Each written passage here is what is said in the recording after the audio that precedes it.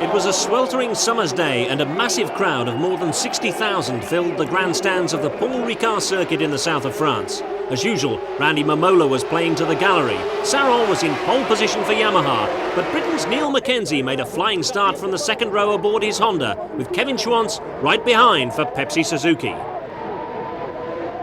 Mackenzie, Schwantz, Gardner, with Rainey showing well up on the Lucky Strike Yamaha. On the mile-and-a-quarter-long Mistral straight for the first time, and it's Gardner, Schwantz, Mackenzie, Sarron, Rainey and Kevin McGee.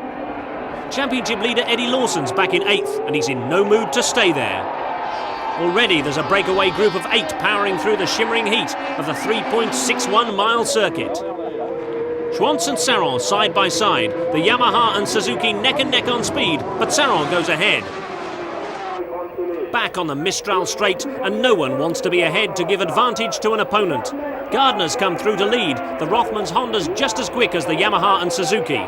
Lawson and the Marlboro Yamaha are up to 7th. The lead is swapping all the time. Now it's Sarron out front from Gardner and Schwantz, but only just. There's a 4-man breakaway at the front as local lad Sarron leads reigning champ Gardner and Schwantz with Rainey bringing up the rear.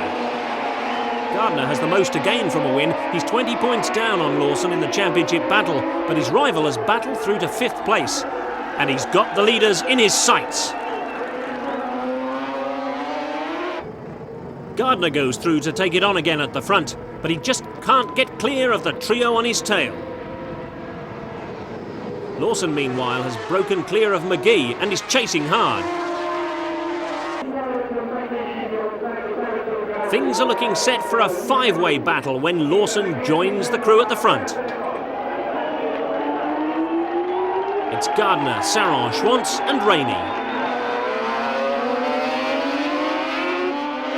With the temperature soaring into the 90s, tyres play a vital role. Sarron, Gardner and Schwantz are all on the Michelins, while Rainey races Dunlops and begins to pay the penalty as he loses touch with the bunch.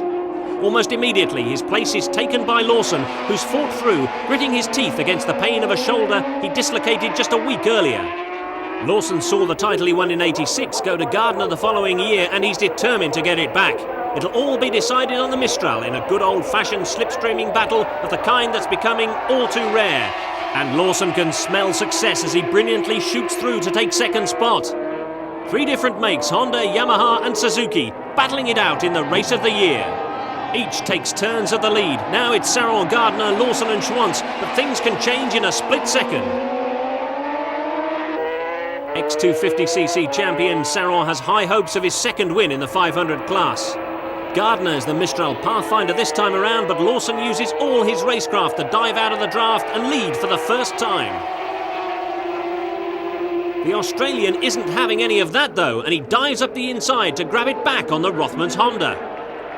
It's heart-stopping stuff from the fearless foursome, and it's still anybody's race.